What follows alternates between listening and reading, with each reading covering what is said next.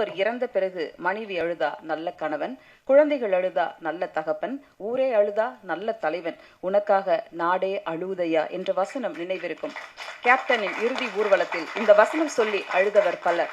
வறுமையின் வாசலில் நின்று மருத்துவமனை, அரசு அதிகாரிகள், குற்றவாளிகள் என்று கேப்டன் அவர்களை வைத்து என்றும் மறக்க முடியாத ஒரு டிரான்ஸ்லேட்டர் ஸ்டோரி கொடுத்த AR முருகதாஸ் அவர்களை பேச அழைக்கிறோம்.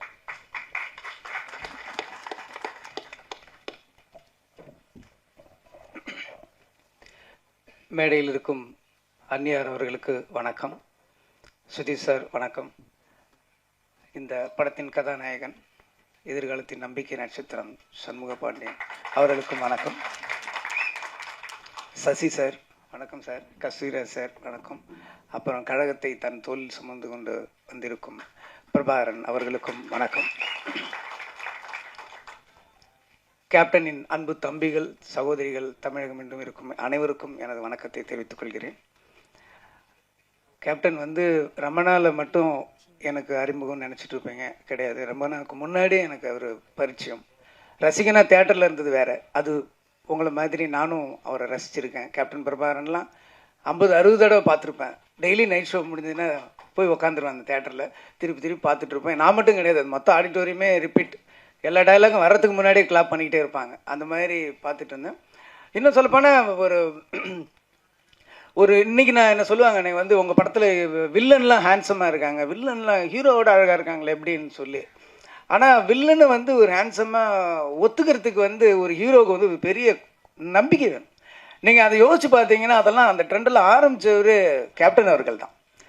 கேப்டன் அவரோட வில்லன்கள்லாம் பார்த்தீங்கன்னா பயங்கர அழகாக இருப்பாங்க. அதுக்கு முன்னாடிலாம் அப்படி இருக்கவே மாட்டாங்க. அந்த ட்ரெண்ட் ஆரம்பித்தது கேப்டன் அவர்கள் தான்.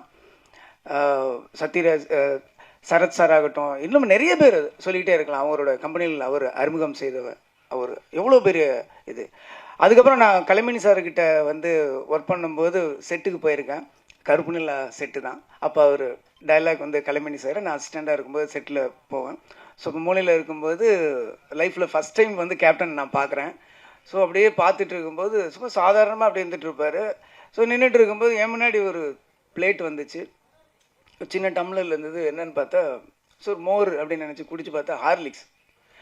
என்னோட அது நம்ம ஒரு அசிஸ்டண்ட்டுக்கு ஹார்லிக்ஸ் நம்ம கொடுப்பாங்க ஒரு கம்பெனிலன்னு அப்படியே குடிச்சிட்டு, ஒருவேளை வேறு யாருக்கும் வாங்கினது மிச்சமா, சரி ஓகேன்ட்டு இப்படி போய் தனியாக குடிச்சு அந்த பக்கம் பார்க்குறேன். ஒரு பெரிய ஸ்டவ்வில் ஒரு பெரிய பேரலில் ஹார்லிக்ஸை உடச்சி உள்ளே கொட்டிகிட்டு இருக்காங்க.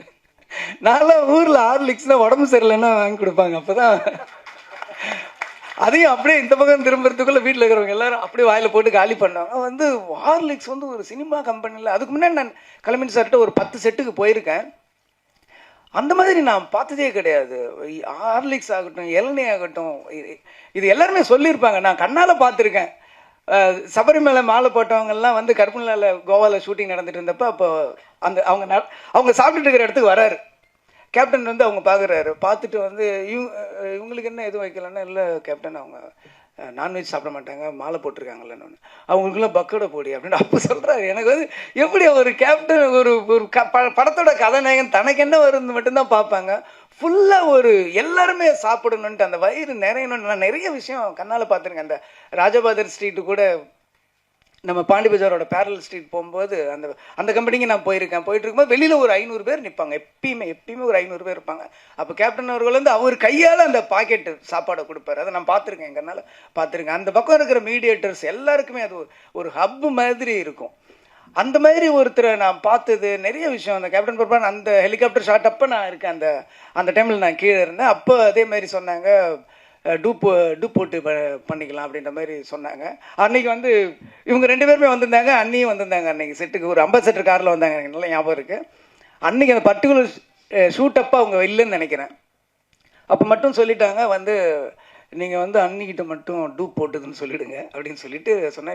இல்லை கேப்டன் வேணாம், மாஸ்டர் ராக்கி ராஜேஷ்னு நினைக்கிறேன், அவர் சொன்னார் நான் டூப் போட்டு எடுத்துக்கலாம் அப்படின்னு. ஏன் டூப்புக்கும் ஒரு உயிர் தானே, அவனுக்கு மட்டும் 2 உயிராக இருக்குது அப்படின்னாரு.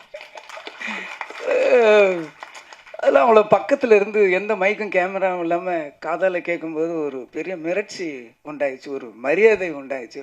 அதுக்கப்புறம் அந்த ஷாட் அவரே பண்ணார். ரொம்ப கஷ்டம், நீங்கள் நினைக்கிற மாதிரி கிடையாது.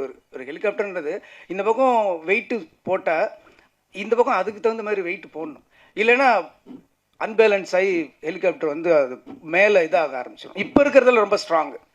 அந்த மாதிரி இருக்கும்போது கேப்டனோட வெயிட்டை மெஷர் பண்ணி அதுக்கு தகுந்த மாதிரி இந்த பக்கம் ஒரு வெயிட் வச்சு அதை பேலன்ஸ் பண்ணி இங்கேருந்து போனால் நீங்கள் ஒரு 20 அடிக்கு மேலே தான் அவர் கேப்டன் தெரியும். அதுக்கப்புறம் போனால் ஒரு உருவம் தெரியும். இங்கேருந்து ஒரு ஜூம் எவ்வளோ ஃபாலோ பண்ண முடியுமோ அவ்வளோதான் தெரியும், அதுக்கு மேலே தெரியாது. ஸோ எவ்வளோ நடிகர்கள் வந்து நடிக்கும்போது ஒரிஜினல் பண்ணுவாங்க, பாடி டபுள் பண்ணுவாங்க, ஃபேஸ் ரீப்ளேஸ் பண்ணுவாங்க, சிஜி பண்ணுவாங்க, எவ்வளவோ பண்ணிவிட்டு நான் தான் பண்ணேன்னுவாங்க. ஆனால் தான் பண்ணிவிட்டு வெளியில் வந்து நான் பண்ணேன்னு சொல்லாதீங்க, டூ பண்ணேன்னு சொல்லுங்கள் அப்படின்னு சொன்ன ஒரு ஒரு பெரிய மனசு உள்ளவர் நான் அன்றைக்கி தான் நான் நேரில் பார்த்தேன்.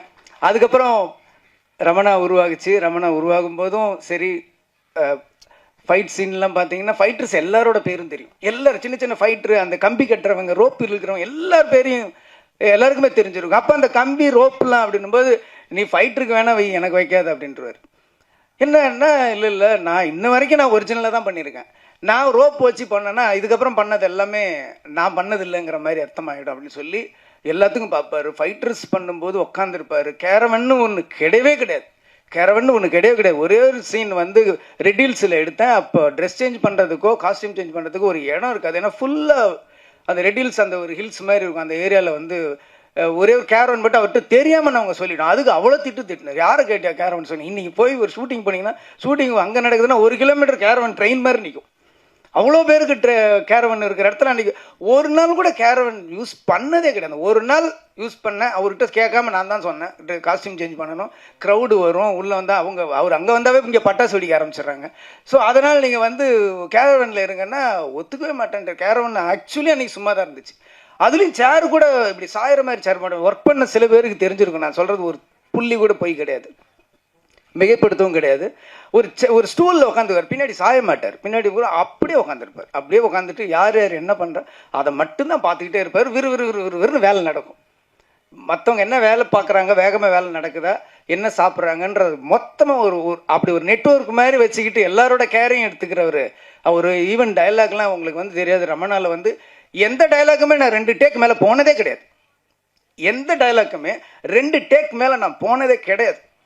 கேப்டன் மேடல் அப்படி பேசுவார், இப்படி பேசுவார், என்ன எதுன்னா அன்றைக்கி நான் பார்த்தப்ப நீங்கள் வந்து அந்த சீஃப் மினிஸ்டர் அந்த ஒரு லிஸ்ட்டு சொல்லுவார், தமிழ்நாட்டோட லிஸ்ட், அந்த புள்ளி விவரெல்லாம் சொல்லுவார். 2 டேக் போச்சு. ஒரு தடவை கேமரா வந்து கரெக்டாக செட்டில் ஆகலை, அதனால 2வது டேக் போச்சு. ஆனால் அந்த ஃபுல் நம்பர் டயலாக் கூட நம்ம சொல்லலாம். நம்பர்ஸ் ரொம்ப சொல்கிறது ரொம்ப கஷ்டம். தமிழ்நாட்டில் இத்தனை ஹாஸ்பிட்டல், இத்தனை போலீஸு, இத்தனை பெட்டு, இத்தனை பேஷண்ட்டு, ஓட்டுரிமை இருக்கிறவங்க, ஆம்பளை பொம்பளைன்னு சொல்ல அந்த நம்பர் சொல்கிறது. நம்ம வந்து ஒவ்வொரு தடையும் போய் செக் பண்ணி எழுதிடலாம். நம்பர் எழுதுறது ஈஸி, என்னாலே சொல்ல முடியாது. ஒரு அப்படியே ஃபுல்லாக பண்ணிவிட்டு டைலாக் எடுத்தார். இதை மட்டும் எனக்கு 2 நாள் முன்னாடி டைலாக் கொடுத்துருன்னு சொன்னார். 2 நாள் முன்னாடி டைலாக் சொன்னால் ஃபுல்லாக பண்ணார். 2 டேக்கில் சிங்கிள் ஷாட் நீங்கள் பார்த்தீங்கன்னா தெரியும். அப்படியே ட்ராலி ஃபாலோ பண்ணிகிட்டே இருக்கும். சிங்கிள் ஷாட்டில் முடித்தார். டைலாக் ஆகட்டும், நடிப்பாகட்டும், ஃபைட் ஆகட்டும், அவருக்கு ஈடு இணை யாருமே கிடையாது.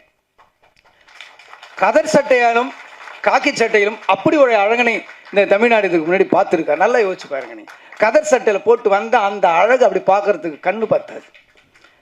காக்கி ட்ரெஸ் அந்த போலீஸ் யூனிஃபார்ம் பார்த்தா அந்த கம்பீரத்தை பார்க்கறதுக்கு கண்ணுக்கு பார்த்தாது. அப்படி ஒன்று இருக்கும். ஒரு ரியல் போலீஸு கூட நம்ம இந்த மாதிரி வரணும்டா அப்படின்ற மாதிரி ஒரு இன்ஸ்பிரேஷனாக இருக்கிற உருவம் தான் கேப்டன். நிறைய பண்ணார். அதுக்கப்புறம் என்னுடைய திருமணத்துக்கும் வந்தார். ஏன் இப்படி சும்மா மொட்டை பையனாக சுற்றிட்டு இருக்க, முதல்ல கல்யாணத்தை முடி, உடனே குழந்தை பெற்றுருன்னு சொல்லி எந்த ஹீரோ அப்படி சொல்லுவாங்க? யோசிச்சு பாருங்க. படம் நடித்தா அதுக்கப்புறம் நம்பரை டெலிட் பண்ணி அடுத்த படம் ஹிட்டு திருப்பி ஒர்க் பண்ணால் தான் திருப்பி நம்பரே சேவ் பண்ணுறேன். இந்த உலகத்தில் அவன் என்ன பண்ணுறான், என்ன பண்ணுற இப்படின்னு வந்து என் கல்யாணத்து வரைக்கும் வந்து சிரமம், எவ்வளோ சிரமம். இங்கேருந்து இங்கே செங்கல்பட்டு தாண்டும் போதிலேருந்தே வண்டி டிராஃபிக் ஜாக ஆரம்பிச்சிருச்சு. கிட்டத்தட்ட ஒரு 7,000 8,000 வெஹிக்கிள்ஸ் எல்லாமே தொண்டர்கள் தான். அன்னைக்கு வரலாறு காணாத கூட்டம்னா எனக்காக கிடையாது, கேப்டனுக்காக. அந்த ஸ்டேஜில் அவ்வளோ கூட்டத்தில் நாங்கள் 2 பேரும் இப்படி முண்டிட்டு இருந்தோம். அவ்வளோ ஒரு வரலாற்று சிறப்புமிக்க ஒரு திருமணமாக என்னுடைய திருமணத்தை மாற்றின ஒரு கேப்டன் அவர்கள் ஒரு அற்புதமான மனிதர். இங்கே வந்து கஸ்தூராஜா சார் வந்து நானும் ஒர்க் பண்ணியிருக்கேன்னு எனக்கு சின்ன பொறாமையாக இருந்தது. ஏன்னா எனக்கு மட்டும்தான் அந்த பெருமை இருக்கும்னு நினச்சேன். அவரும் ஒர்க் பண்ணியிருக்காரு. ஸோ அந்த ஒரு மனிதரை வந்து நம்ம அவ்வளோ பக்கத்தில் இருந்து என் வாழ்க்கையில் வந்து நான் 1 வருஷத்தை அவரோட கழிச்சிருக்கேன் போது அந்த ஒவ்வொரு நினைவுகளும் என் வாழ்க்கையில் எப்பயுமே எதிரொலிச்சிக்கிட்டு இருக்கும். அவர் குரல் எப்பயுமே என் காதில் கேட்டுக்கிட்டே இருக்குங்கிறது போது எனக்கு ரொம்ப அதை விட ஒரு பெருமை என்ன இருக்க முடியும்? அப்படி ஒரு மாமனிதர் நம்ம மண்ணில் இருக்குது.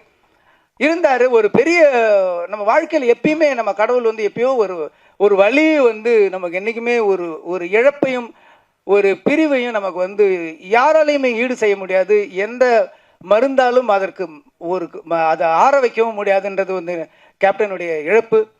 இருந்தாலும் கேப்டன் ஒரு அற்புதமான 2 சிங்கக்குட்டிகளை கொடுத்துருக்காரு. கேப்டன் வந்து எல்லாருக்கும் எல்லாமே கொடுத்துருக்காரு. ஆனால் யாருக்குமே கொடுக்காத ஒன்னே ஒன்று இந்த படத்தோட ஹீரோ கொடுத்துருக்காரு. அவரோட 2 கண்கள். அந்த கண்ணு போதும் கேப்டன் பார்க்குற மாதிரி அப்படியே இருக்குது. எவ்வளோ பேருக்கு இண்டஸ்ட்ரியில் இருக்கிற ஒரு வாழ்க்கை கொடுத்துருக்காரு. ஆர் சுந்தரராஜன் மாதிரி சார் மாதிரி ஒரு வில்லேஜ் படத்தில் நடிப்பார்.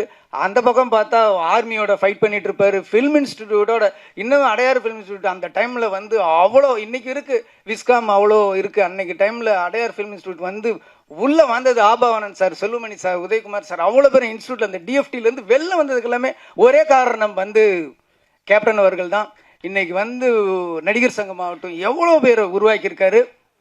அவர் வீட்டில இருந்து ஒரு பையன் வந்து நம்ம இண்டஸ்ட்ரிக்கு வந்திருக்காருன்னும் போது நம்ம வந்து 2 கையை விரிச்சு அவருடைய வாரி அணைச்சிக்கணும் அவரை. அது வந்து அவர் சொன்ன மாதிரி இது கேட்கறதுக்கு எனக்கு உரிமை இருக்குன்னு சொல்றாரு. என்ன செய்யறதுக்கு எங்களுக்கு கடமை இருக்குங்கிறது தான் உண்மை. அதனால பத்திரிகை நண்பர்கள் ஒரு 2-3 படத்துக்கு அவர் படங்கள்ல நல்லதை மட்டும் எழுதுங்க. நம்ம அதுக்கப்புறம் நம்ம ஒரு கரெக்டாக பார்த்துக்கலாம். ஆனால் அந்த ஃபர்ஸ்ட் என்கரேஜ் பண்ண வேண்டியது உங்கள் கையில் தான் இருக்குது. இண்டஸ்ட்ரியில் இவ்வளோ பேர் என்ன மாதிரி எவ்வளோ பேர் வாழ்ந்துட்டு இருக்காங்க, எவ்வளோ பேர் எத்தனையோ வயிறுகள் இன்னமும் சாப்பிட்டுட்டு இருக்கிறதுக்கு அவர் காரணமாக இருந்திருக்காரு. அதனால் அவருக்கா இந்த படம் மிகப்பெரிய வெற்றியை நம்ம கொடுக்கணும். அது அடையும். ரொம்ப பிரமாதமாக இருக்காரு. எனக்கு ஒரே ஒரு சந்தேகம் தான், எப்படி இவருக்கு கட் அவுட் வைப்பாங்கன்னு நான் ஆச்சரியப்படுறேன். ஏன்னா இவரே கட் அவுட் மாதிரி இருக்காரு. இவ்வளோ ஒரு கம்பீரமான ஒரு கதாநாயகன் தமிழ் சினிமா கிடைச்சிருக்காரு. ரொம்ப சந்தோஷமா இருக்கு. வளர்ந்து வாங்க. ரமணா 2 எடுப்போம்.